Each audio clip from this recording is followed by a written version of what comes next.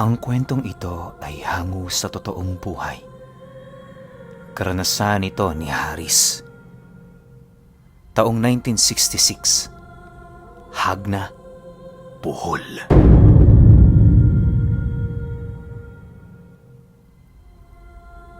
Itong mga panahong ito, kasalukuyang nagtitinda ng mga ihaw-ihaw itong sila Haris. Nakatira sila noon sa sentro ng bayan, kaya na may para kumita at makaahon sa bawat araw na dumaraan, ginagawa nila ang lahat ng maisip nilang diskarte para sa kani-kanilang pamilya. Matanda na noon si Haris. Nasa humigit 40 taong gulang na siya. Meron siyang 3 anak, isa dito nag-aaral na sa kolehiyo. Bagaman hindi gaanong karangyaan ang kanilang pamilya, ginagawa niya ang lahat para makapagtapos ang mga anak niya. Ayaw niya kasing malasap ng 3 niyang anak ang masalimuot niyang kabataan at kamangmangan sa lipunan. Noong bata pa kasi siya, hindi niya man lang naranasang pumasok sa paaralan dahil na rin sa dami ng trabaho nilang magpamilya. Magmula noon, kinalimutan na ni Haris ang kanyang pangarap at ang tanging naging sandalan na lamang niya ay ang pagbabakasakaling balang araw may isa sa katuparan niya ang kanyang pangarap sa kanyang magiging mga anak. Sa loob ng ilang taon, nahasa na sila ng kanyang asawa sa pag-iihaw ng mga karne sa tabi ng merkado. Si Haris ang nakatalaga sa pagpapaypay, samantalang ang asawa naman niya ang nagtatago ng kanilang benta. Marami na rin silang kakilalang nagbebenta ng karne sa kanila sa murang halaga, kaya na may hindi niya maipagkakaila ang laki ng kanilang kita sa araw-araw. Dahil sa hindi naniniwala si Haris sa mga nilalang na hindi nakikita, kung kaya't inakala niyang lahat ng mga taong nakapaligid sa kanya, ordinaryong tao kagaya niya. Lingid sa kaalaman noon ni Haris, ang matandang nagbebenta sa kanila ng karne sa merkado ay meron palang kakaibang dugo na nananalaytay sa katawan nito. Sa pagtungtong ng buwan ng Mayo, unti-unti naman siyang nagtaka, gawa ng yung mga pinagkukuhanan niya ng karne pa isa-isa nang nalulugi. Inakala niyang malakas naman ang kita ng mga ito, kung kaya't pala isipan sa kanya kung bakit gano'n ang nangyari. Nang dumating na sa puntong tanging ang matandang lalaki na lamang ang pinagkukuhanan niya ng paninda, wala na siyang nagawa kundi doon bumili. Panatag naman noon si Haris kahit papaano, lalo pat lahat ng hinahanap niyang karne ay nakukuha niya rito. Isang araw, habang nag-iihaw siya ng mga karne malapit sa merkado, may nasipat siyang isang lalaking naglalakad papalapit sa kanyang pwesto. Habang pinagmamasdan niya ito, hindi naman maiwasang mailang ni Haris sa kadahilan ng hindi inaalis ng lalaking yon ang paningin nito sa kanyang muka. Makalipas lamang ang ilang minuto, bigla naman yung tumigil sa harap niya at kasabay nito ang pagwika nito sa kanya ng, "Lantaran talaga ang pagbebenta nyo, no? Hindi ba kayo nahihiya sa ginagawa ninyo? Ako, ilang araw na ako nagmamasid sa mga ginagawa nyo. Ano manong, nakakatuwa bang magpakain ng karne ng tao sa kapwa mo?" Nang marinig ito ni Haris, agad naman siyang napasilay sa mga karneng kanyang iniihaw. Pagsipat niya ditong ordinaryong karne naman yon ng baboy, dali-dali niyang nilapitan ng lalaking yon upang kausapin ng masinsinan. Pagdadahilan niya rito, hindi karne ng tao ang kanyang binibenta, bagkus ay karne ng hayop. Sinabihan niya din ng lalaking yon na huwag magbintang ng basta-basta, lalo pat kung nakabase ka lamang sa iyong paningin at sariling panghuhusga. Matapos namang marinig ng lalaking yon ang kanyang rason, agad naman yung nagtanong sa kanya kung sino ang pinagkukuhanan niya ng karne sa merkado. Maya-maya pa, nang akmang sasagot na itong si Haris, bigla naman niyang nasipat ang matandang pinagkukuhanan niya ng karne na nakatingin di kalayuan sa kanilang kinaroroonan. Sa pagturo niya rito, nasipat niya ang matandang mabilisang tumalikod at pumasok sa pwesto nito. Hindi na nila yun ninais pang lapitan dahil sa maraming tao ang bumibili sa loob. Sa pagpapatuloy ng kanilang pag-uusap ng lalaking yon, doon na pag-alaman ni Haris kung bakit nagawa nitong mag-eskandalo sa kanyang pwesto. Ayon sa lalaki, kaya lang naman niya ginawa ang bagay na yon dahil sa hindi niya maatim na merong ordinaryong tao ang minamanipula ng matandang yun sa lugar nila. Bagaman walang nakakaalam sa totoong pagkatao nito, nasisiguro ng lalaki na hindi yun isang ordinaryong tao. Upang mapatunayan ang lahat ng kanyang mga akusasyon, inabisuhan ito si Haris na itabi na muna ang lahat ng kanyang paninda at sumunod sa kanya. Dala ng kanyang kuryosidad, pinili niyang sundin ang lahat ng utos ng lalaki. Kahit napapansin niya noon ang galit ng kanyang asawa, ninais niya pa ring sumunod dahil sa mga katanungan na bumabalot sa kanyang isipan. Sa pagbagtas nila ng daan, nakilala niya ang lalaking yon sa pangalang Mattias. Tubong Cebu din at isang antingero. May pamilya na at kasalukuyan ding nakatira malapit sa merkado. Ayon dito, kaya lang naman siya nakisawsaw sa negosyo ni Haris ay dahil sa nagsisilbi ng lason sa kanyang pang-amoy ang mga karneng paulit-ulit nitong iniihaw tuwing hapon. Nais niya din sanang palampasin lang ang ginagawa nito pero napag-isip-isip niya na kung magsawalang bahala siya, maaaring pati ang mga anak niya ay madamay sa panlilinlang na ginagawa ng matanda. Manong, hindi ka ba nagtataka kung bakit nawala yung mga kasosyo mo sa negosyong yan? Yung mga kaibigan mo sa merkadong nagbibigay sa iyo ng karne na may mababang presyo, hindi ka ba nagtataka kung bakit bigla na lang silang nalugi at nawala? Maniwala ka man o hindi, isa lang ang may kagagawa ng bagay na yon. Alam mo na kung sinong tinutukoy ko. Wika ni Mattias sa kanya. Dagdag pa nito, nasisiguro niya din na dahil sa ginawa niyang yon, hindi matatahimik ang matanda hanggat hindi nababawi sa kanyang mga kamay itong si Haris. Naniniwala si Mattias, malaki ang ginampanang tungkulin ni Haris sa nilalang na yon dahil sa isa siyang nagsilbing daan upang patabain ng husto ang mga taong pinagmamanmana ng matanda bilang mga angkop niyang pagkain sa tuwing sumasapit na ang kanilang anihan. Inilahad din ni Mattias sa kanya, hindi lang yun nag-iisa sa loob ng merkado. Marami ito, nagkukubli lamang sa mga anino ng tao. Dahil sa kanyang mga nalaman, tila ba unti-unting nanumbalik sa kanyang wisyo ang mga kakaiba niyang karanasan magmula noong sa matanda na siya bumibili ng karne niyang itinitinda. Habang iniisip yun ni Haris, hindi niya maipagkakaila ang katotohanan sa likod ng kanyang muka. Ayon sa kanya na, mahirap mang sabihin pero minsang aksidenteng nalagyan ng kalamansi ang mga karning yon na siyang naging sanhi ng mabilisan nitong pagkabulok. Inakala niya noong una na bulok lang talaga ang karne, kung kaya't ang ginawa niya, tinapon niya yon ng walang pagdududa. Magmula noong mangyari yon, nabahala na si Haris na maglagay ng kalamansi sa kanyang mga itinitinda sa takot na baka makakain ng bulok na karne ang iilan sa mga parokyano niya. Dagdag pa niya, inabisuhan din siya ng matanda na huwag gumamit ng asin at kalamansi sa sausawan ng kanyang tinda. Matapos siyang mapag-alaman ni Mattias, doon ito tuluyang nakumpirma na totoo nga ang kanyang hinala. Sa pagdating nila sa bahay nito, agad naman nilang ikinalat sa lupa ang mga daladala nilang karne at walang pagdadalawang isip na binudbura ng asin at kalamansi. Sa isang iglap, unti-unti nilang naamoy ang bulok na hangin ng gagaling dito na siya namang mabilis ang pinagkumpulan ng mga langaw sa paligid.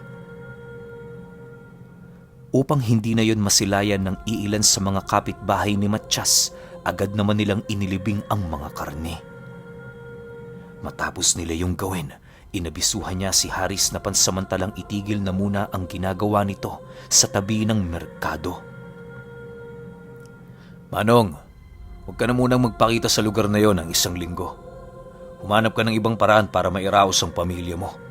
Huwag ka ring magpakakampante, sapagkat may posibilidad na tugisin ka ng matanda dahil sa kasalanang iyong ginawa.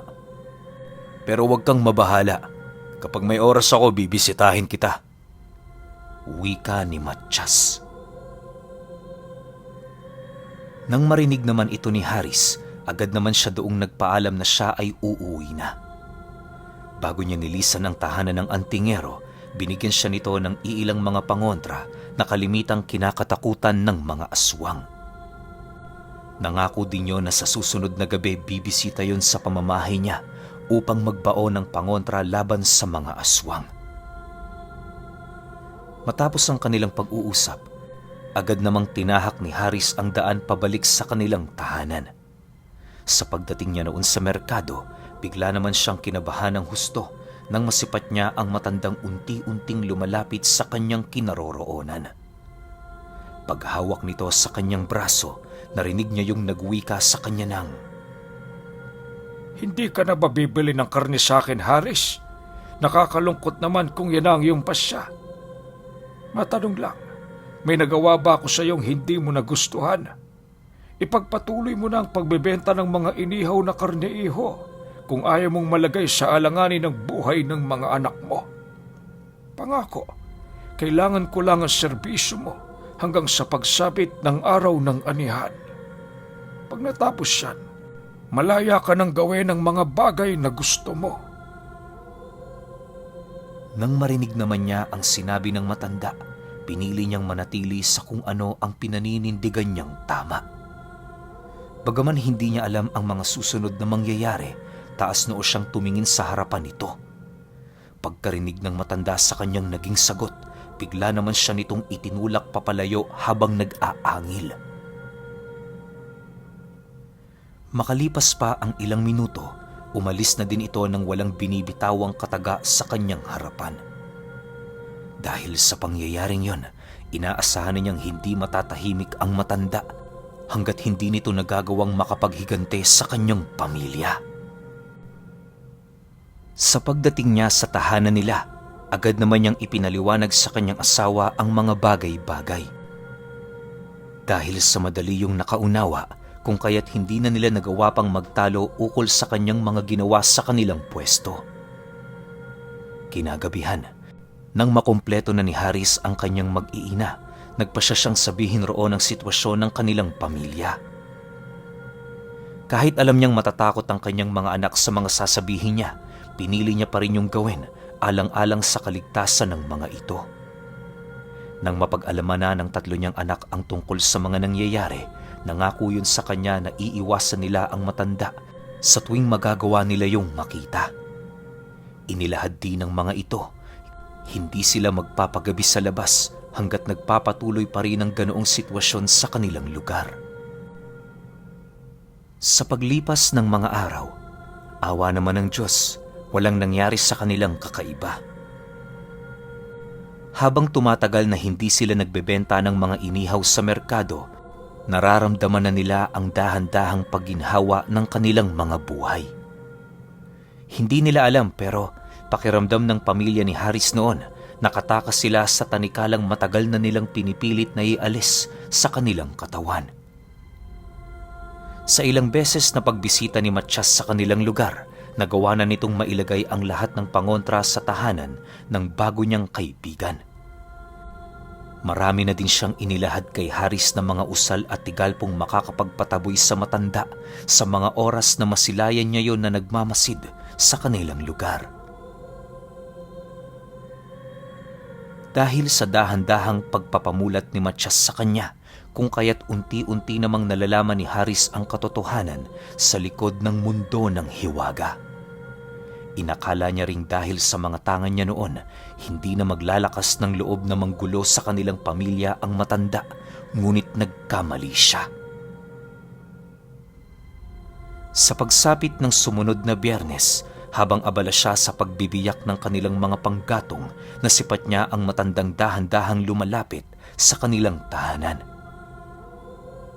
Noong una, hindi niya yun gaanong pinansin, subalit nang masipat niya ang isa sa kanyang anak na hawak-hawak nito, doon na siya kinutuba ng masama. Paglapit ng nilalang na yon sa bakod ng kanilang tahanan, nakangisi naman yung nagwika sa kanya ng, "Kumusta ka na, iho? Pasensya ka na kung nahuli ang hatid ko sa anak mo. Medyo marami kasi akong ginagawa kanina. Hindi ko na malayan ang takbo ng oras." Dahil sa sinabi nito, hindi na siya nag-alangan pang lumapit sa matanda sa takot na baka merong mangyari sa anak niya. Pagharap nilang dalawa, agad naman niyang hinila papalapit sa kanya ang anak niya habang pinagmumumura ang matandang yon. Matapos niya yung gawin, dali-dali naman niya yung ipinasok sa loob ng kanilang bakuran at kasabay nito ang muling pagharap niya sa matanda habang sumasagot ng, "Ano ba ang gusto mong palabasin, tanda? Akala ko ba hindi ka na makikigulo sa aming pamilya? Baka nakakalimutan mong demonyo ka. Marami na akong alam pagdating sa lihim na aral. Kaya kitang tigalpuhin ngayon dito kung nanaisin ko." Nang marinig naman ng nilalang ang kanyang sinabi, tumawa lang naman ito na parabang isang biro lamang para sa kanya, ang sinabi ni Haris. Makalipas lamang ang ilang minuto, mas lalo pa siyang inudyoka ng matanda na manigalpo.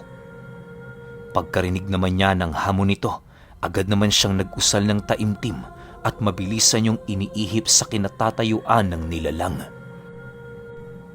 Pagdapo ng kanyang usal sa balat ng matanda, laking gulat na lamang niya nang masipat niya yung hindi gaanong umipekto. Bago pa man makumpleto ni Haris ang kanyang dasal, nagawa ng mahawakan ng matanda ang kanyang bunganga.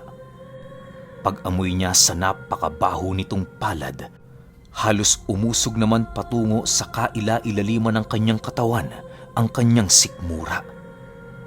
Sa isang iglap, napaluhod na lamang siya habang patuloy na nagsusuka. Matapos ang mga pangyayaring yon, agad namang naglaho ang matanda sa kanyang harapan. Makalipas lamang ang ilang minutong pananatili niya sa labas ng kanilang tahanan, dumating si Matiyas na agad namang tumulong sa kanya. Upang mawala ang labis niyang pagsusuka, inihipan siya nito ng dasal sa noo at kasabay nito ang pagpapainom sa kanya ng maligamgam na tubig. Nang medyo maramdaman na ni Haris ang paggaan ng kanyang katawan, doon pa lamang siya nagkaroon ng lakas ng loob para magtanong kay Matiyas. Ang buong akala niya kasi masisindak na niya ang matandang aswang dahil sa karunungang kanyang tinatangan. "Nagkakamali ka ng pagkakaintindi, kaibigan.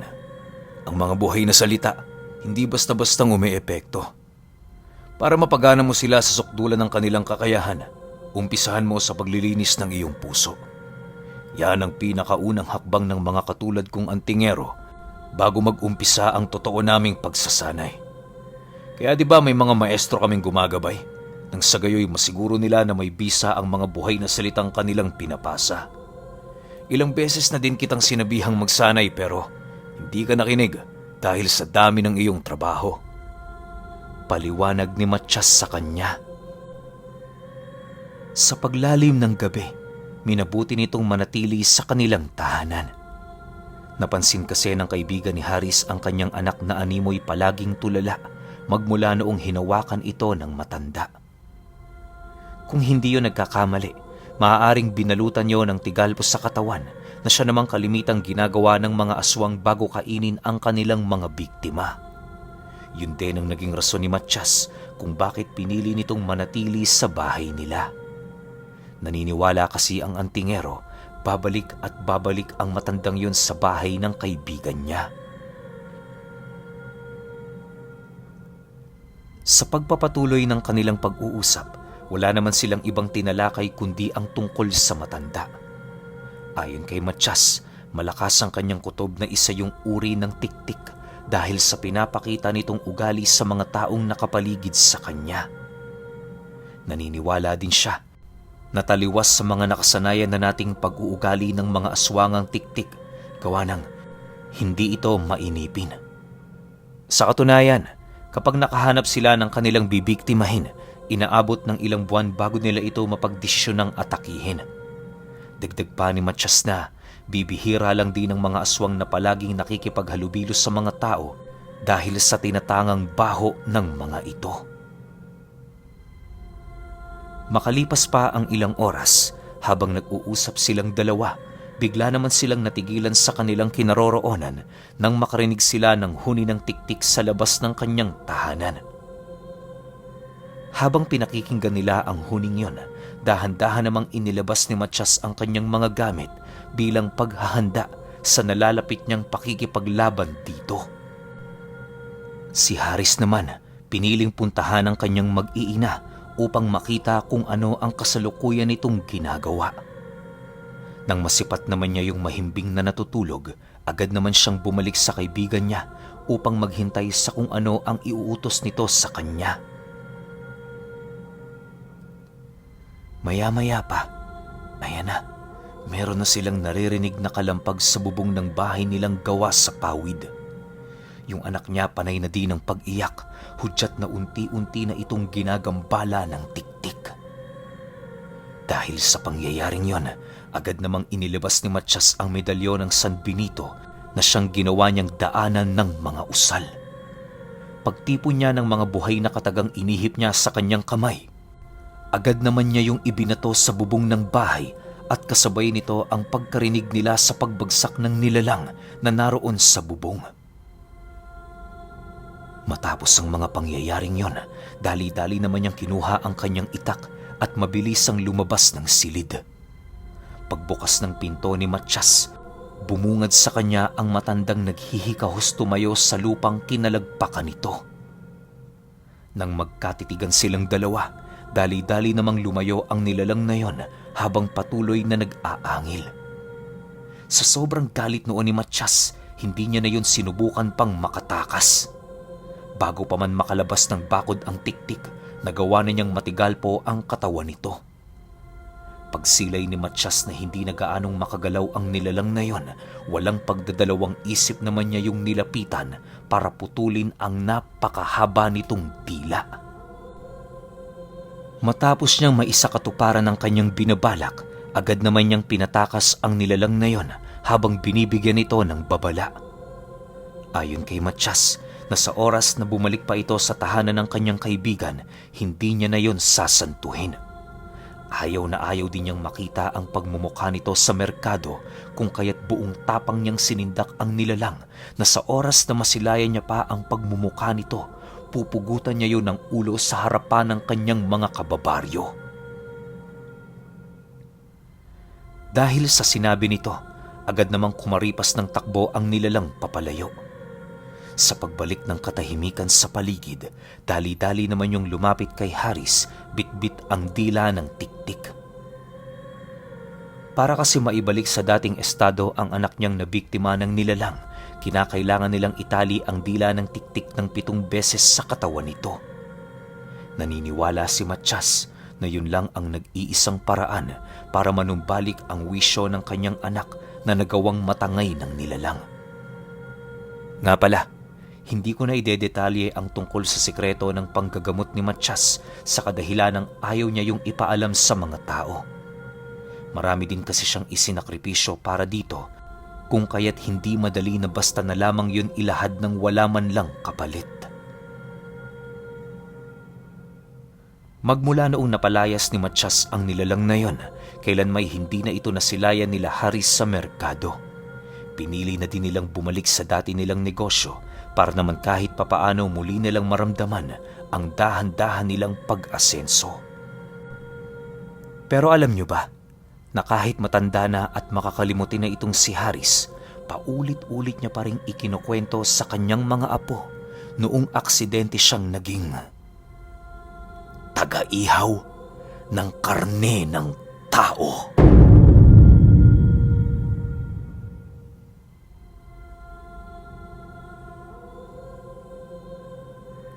Okay, opinyon ko sa kwento.